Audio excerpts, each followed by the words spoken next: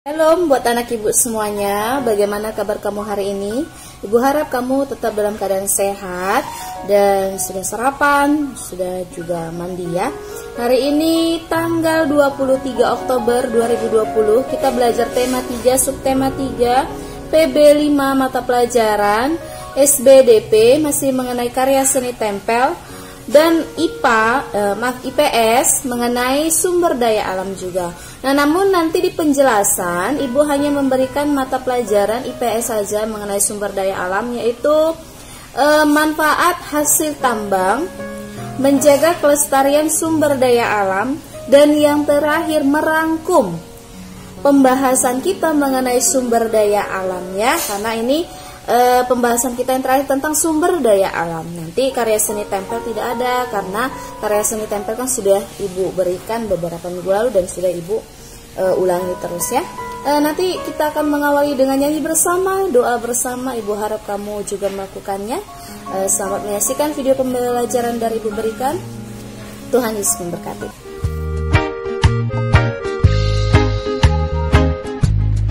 Ada satu sobatku yang setia, tak pernah dia tinggalkan diriku.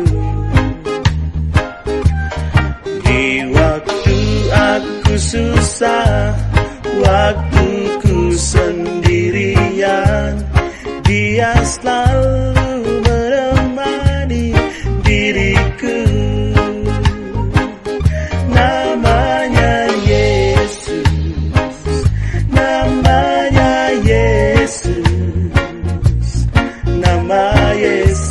Yang menghibur hatiku, namanya Yesus, namanya Yesus, nama Yesus yang menghibur hatiku.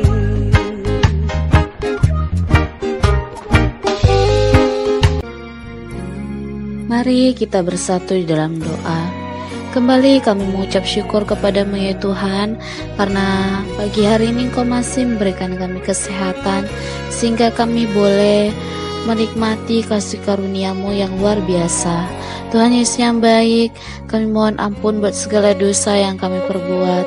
Kiranya Tuhan menghapuskan dosa kami, agar kami layak menerima berkat-Mu. Tuhan, hari ini kami melakukan pembelajaran dari rumah. Kami mohon ya Tuhan, bimbinglah kami, ajarilah kami, agar kami boleh mengerti pembelajaran hari ini dan akan menjadi bekal di masa depan kami. Tuhan Yesus yang baik, banyak pergumulan di dalam hidup kami. Kami mohon ya Tuhan, ajari kami, bimbinglah kami, agar kami boleh menyelesaikan pergumulan kami dengan baik ya Tuhan. Tuhan, kami mau berdoa untuk orang yang kami sayangi, untuk orang tua kami, dimanapun mereka berada. Kami mohon berkatilah mereka selalu, berikanlah kesehatan, umur yang panjang dan berkat melimpah, sehingga mereka boleh mendidik kami sesuai dengan firman-Mu. Kami mohon ya Tuhan, ajarilah kami menjadi anak yang lebih baik lagi, anak yang takut akan Tuhan, anak yang menjadi penurut oleh orang tua kami, baik orang tua kami di rumah dan di sekolah, di dimanapun berada ya Tuhan. Tuhan, kami mohon ya Tuhan, ingatkan kami untuk mengucap syukur dan berterima kasih kepada-Mu ya Tuhan, baik kami dalam keadaan senang maupun susah. Sampai di sini doa anak-Mu ya Tuhan, kami mohon terimalah doa kami, di dalam nama Tuhan Yesus Kristus kami berdoa dan mengucap syukur. Amin. Manfaat hasil tambang. Hasil tambang diambil dari perut bumi, digunakan untuk berbagai keperluan. Nah, seperti yang pertama, minyak bumi diolah menjadi aftur, bensol, kerosin, bensin, solar, dan minyak tanah. Aftur digunakan sebagai bahan bakar pesawat terbang, bensin dan solar untuk bahan bakar kendaraan bermotor, minyak tanah menjadi bahan bakar kompor. Selanjutnya, biji besi digunakan untuk bahan baku pembuatan mesin pabrik, kendaraan bermotor, jembatan, campuran pisau dan gunting, begitu juga baja. Selanjutnya, batu bara menjadi bahan bakar kereta api, kapal laut, dan pembangkit listrik. Selanjutnya, bauksit. Untuk bahan baku aluminium, aluminium dimanfaatkan untuk membuat pesawat dan alat-alat rumah tangga. Selanjutnya, mangan untuk pembuatan besi baja. Selanjutnya, belerang untuk campuran obat. Selanjutnya, marmer untuk bahan bangunan rumah atau gedung. Selanjutnya, emas dan perak untuk perhiasan, misalnya cincin, gelang, kalung, anting, bros, dan sebagainya. Anak-anak ibu, itulah manfaat hasil tambang yang kita gunakan dalam kehidupan kita sehari-hari. Selanjutnya, ibu akan menjelaskan bagaimana menjaga kelestarian sumber daya alam. Menjaga kelestarian sumber daya alam. Kita wajib menjaga kekayaan sumber daya alam negara kita. Kita tidak bisa memakai sumber daya alam tanpa perhitungan. Jika tidak, hati-hati, sumber daya alam akan cepat habis dan rusak. Karena itu, Nak, kita harus menjaga kelestarian sumber daya alam. Nah, berikut ibu akan menjelaskan bagaimana cara-caranya.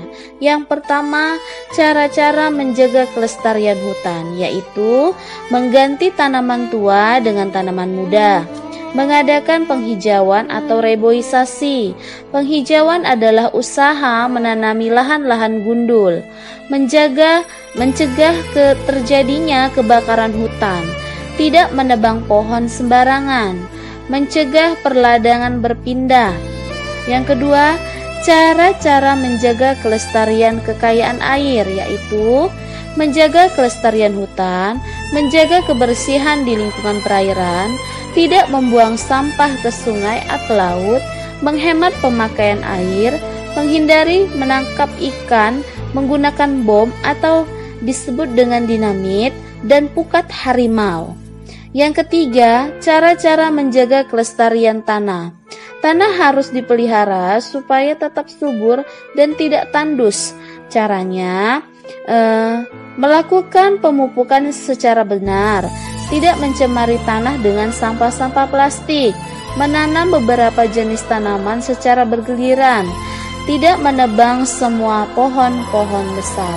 Nah, anak-anak ibu, hanya beberapa saja yang ibu berikan bagaimana caranya kita menjaga kelestarian sumber daya alam, sehingga kalau kita melakukannya, sumber daya alam tersebut dapat terus-menerus kita gunakan sampai kapanpun, dan itu nanti akan menjadi pemanfaatan di regenerasi kita mendatang. Nah, selanjutnya ibu akan menyimpulkan mengenai sumber daya alam, karena ini pembahasan terakhir kita tentang sumber daya alam pada mata pelajaran IPS. Negara kita kaya akan sumber daya alam. Berdasarkan sifatnya, sumber daya alam dikelompokkan menjadi dua, yaitu sumber daya alam yang dapat diperbarui dan sumber daya alam yang tidak dapat diperbarui. Sumber daya alam yang dapat diperbarui yaitu kekayaan alam yang dapat dimanfaatkan terus-menerus karena dapat tersedia kembali. Contohnya tanah, udara, air, hutan, dan hewan. Yang kedua, sumber daya alam yang tidak dapat diperbaharui yaitu kekayaan alam yang jumlahnya terbatas. Sumber daya alam ini tidak dapat diproduksi lagi jika habis. Contohnya, bahan tambang. Ada 3 macam bahan tambang, yaitu mineral logam, mineral bukan logam, dan bahan tambang sumber tenaga. Anak-anak ibu, kekayaan sumber daya alam kita itu tersebar di seluruh wilayah tanah air. Persebaran sumber daya alam itu menunjang kegiatan ekonomi setempat. Sumber daya alam yang tersedia dimanfaatkan untuk berbagai kegiatan ekonomi.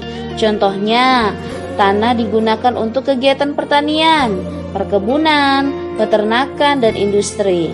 Nah, jikalau air dimanfaatkan untuk kegiatan penangkapan dan budidaya ikan, pariwisata, pembangkit listrik, dan sarana transportasi. Nah, Jadi sumber daya alam itu harus dimanfaatkan secara bijak. Sumber daya alam dimanfaatkan untuk kesejahteraan seluruh rakyat Indonesia. Selain itu, sumber daya alam harus dijaga kelestariannya. Nah, demikianlah pembelajaran kita mengenai sumber daya alam. Ibu harap kamu dapat memahaminya ya. Anak ibu, kamu baru saja menyaksikan penjelasan yang diberikan tadi. Ibu harap kamu dapat memahaminya. Untuk tugas kamu di halaman 122, mata pelajaran IPS, itu ada ayo mencintai lingkungan, ada diagram, dan di atasnya ada wacana. Menjaga keseimbangan dan kelestarian sumber daya alam merupakan tugas kita bersama. Ibu harap kamu menulisnya, wacana itu yang di atas diagram itu kamu tulis dulu, lalu kamu kerjakan diagramnya saja. Itu kan ada pertanyaan, tidak usah kamu kerjakan pertanyaan itu, hanya diagram saja, bagian diagram. Yang ayo mencintai lingkungan, ada contoh, ada bukan contoh, ada ciri-ciri dan kesimpulan. Mengenai contoh mencintai lingkungan, ibu minta 3. Lalu bukan contoh mencintai lingkungan juga 3. Lalu mengenai ciri-ciri mencintai lingkungan, ibu mau lebih dari 1 ya. Bisa 3, bisa 5, bisa 10 ciri-ciri ya. Kalau ciri-ciri kan tidak bisa dipatokkan. Nah, lalu kesimpulan, kamu simpulkan dari hasil pembahasan yang berdasarkan wacana itu. Wacana yang di atas tadi menjaga keseimbangan itu kan berhubungan dengan mencintai lingkungan. Kamu hubungkan apa yang bisa kamu dapat dari situ ya. Ibu harap kamu dapat memahami tugas kita. Kalau misalnya Bu, boleh tidak sesuai dengan diagram susunannya, boleh. Maksudnya seperti ini. Misalnya Bu, ayo mencintai lingkungan juga. Di bawahnya 3 contoh, ini. Di bawahnya lagi 3 bukan contoh, ini. Lalu di bawahnya lagi ciri-ciri. Kalau ciri-ciri berarti lebih dari 1 ya nak. Ini. Lalu terakhir kesimpulan, boleh seperti itu Bu? Boleh ya. Kamu jajarkan satu persatu juga boleh. Tidak ibu larang ya. Lalu mengenai SBDP, ibu harap itu tidak ada. Kita hanya tugas IPS saja yang ibu berikan ya. IPS saja. Itu saja Rena. IPS saja di halaman 122. Nah, sekian pembelajaran kita hari ini. Jangan lupa diakhiri dengan doa. Tetap sehat, tetap semangat. Tuhan Yesus memberkati. Shalom.